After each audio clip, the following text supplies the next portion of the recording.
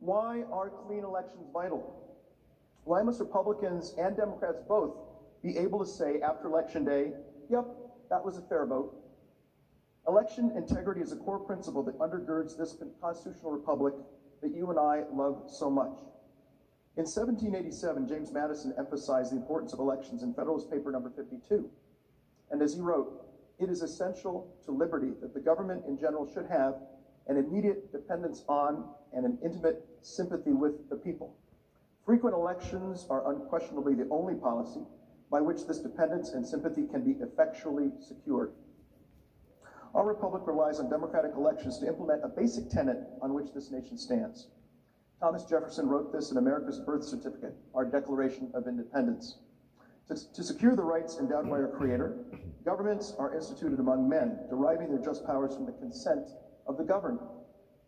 Through elections, we give our representatives our consent to be governed.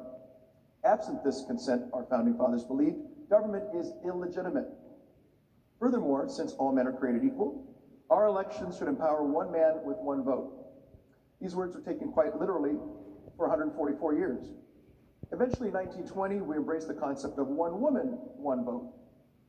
And with the Voting Rights Act of 1965, we finally abolished the idea that one had to be white to vote.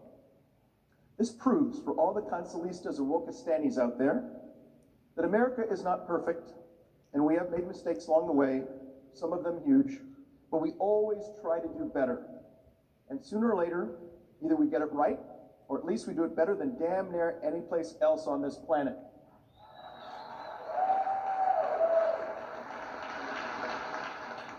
So in short, election integrity matters. Battle elections are essential to the good health of this republic as checks and balances, the rule of law, and liberty and justice for all. Alas, this guiding concept is in huge trouble these days. Despite the left's relentless lies, vote fraud is a problem. For concrete proof, check the Heritage Foundation's priceless vote fraud database. Heritage Foundation has detailed so far 1,130 criminal convictions for vote fraud. No, not accusations, not indictments, but criminal convictions, 1,130 of them. So don't tell me that vote fraud is just some right-wing hallucination. The November 2020 election was a nightmare. Judges and other officials made last-minute rule changes that only state legislators were authorized to enact, as the U.S. Constitution requires. Mysterious late-night ballot dumps triggered huge lopsided vote spikes for Joe Biden.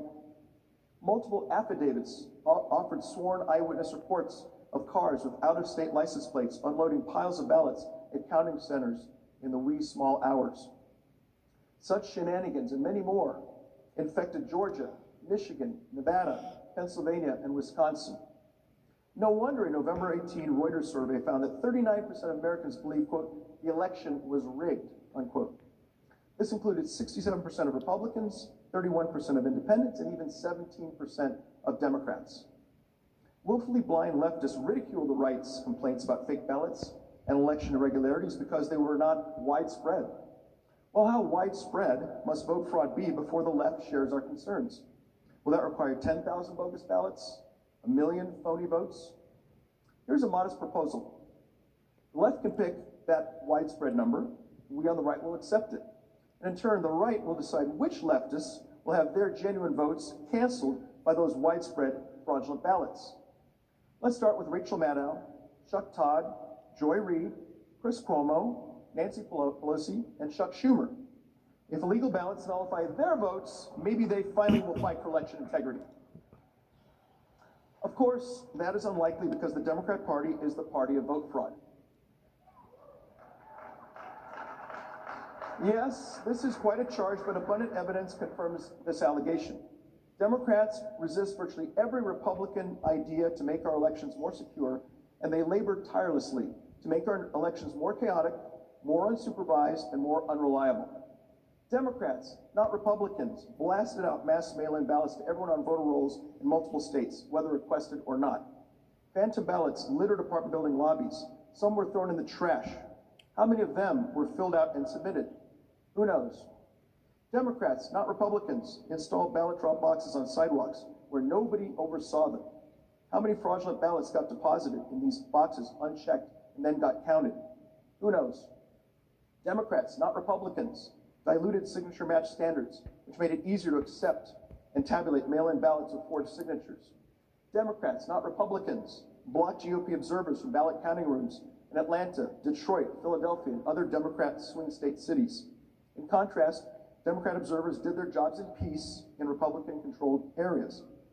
Virginia lawmakers passed a sensible bill in 2017 that would have required an investigation of any election in which there were more ballots cast than eligible voters to cast them. Well, guess what? Former Governor Terry McAuliffe, a Democrat, not a Republican, vetoed that measure.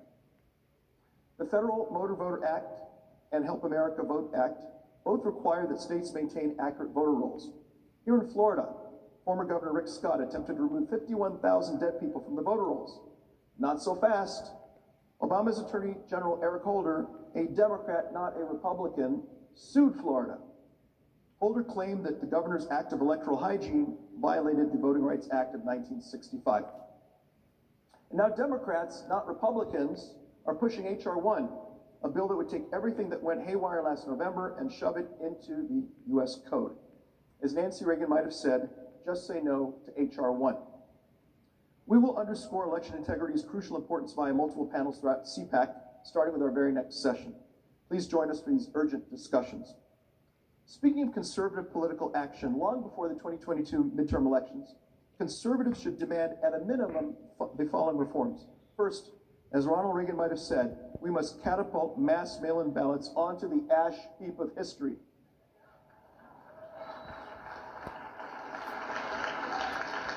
Second, absentee ballots must be limited to the old, the sick, the infirm, and what a concept, people who will be absent on election day.